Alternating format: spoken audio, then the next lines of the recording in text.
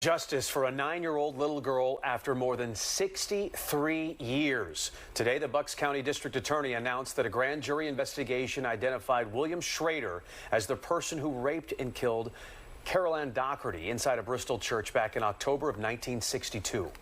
Though nothing can bring Carol back, we can finally let her rest in peace, knowing that her story has been told, her truth revealed, and her memory honored.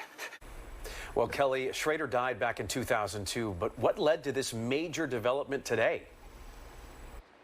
Well, Jason, many things. They say it was a combination of reviewing decades-old evidence, forensic evidence, and recently an interview with the Schrader stepson where he revealed Schrader confessed that he murdered a little girl in a Pennsylvania church twice. I can tell you investigators spent many, many years working to solve this case. This finding finally brings closure and a truth to a wound that never healed. For Carol Ann Dougherty's only surviving immediate family member, her younger sister Kay, closure after more than 63 years. My family finally has the truth that we have sought for 6 decades. Today, the Bucks County District Attorney identified William Schrader, who died in 2002, as the man responsible for raping and killing 9-year-old Carol Ann Dougherty inside St. Mark's Church in Bristol back on October 22nd, 1962. He lived about a block and a half from the church. The DA's office says Carol Ann biked to the library to meet friends and was last seen alive outside the church doors. When she didn't come home for dinner, her parents looked for her father finding her body. She took her final breath in that choir loft of the church that was so sacred to her and to her family.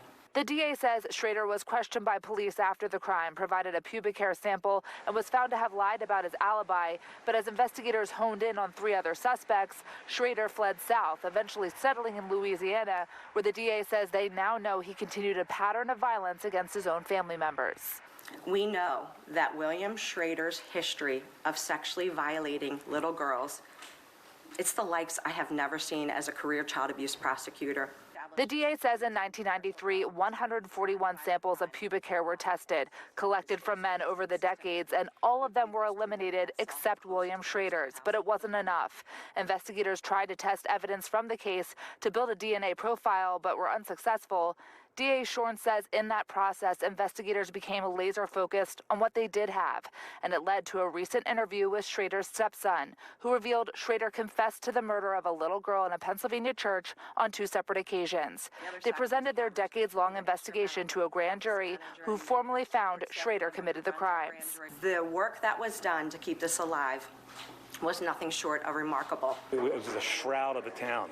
Nobody could go outside. Everybody was heartbroken over it. Radio personality Mike Missinelli, a cousin of the Bristol police chief at the time of the crime, launched a podcast last year on the case with the goal Kay and investigators like his cousin, who since passed away, could finally get closure. I think he's really happy. I think he's smiling up there. We can finally let her rest in peace, knowing that her story has been told, her truth revealed, and her memory honored.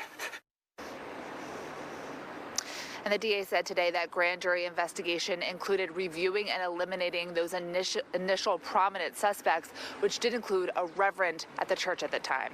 Sheba. Kelly, thank you.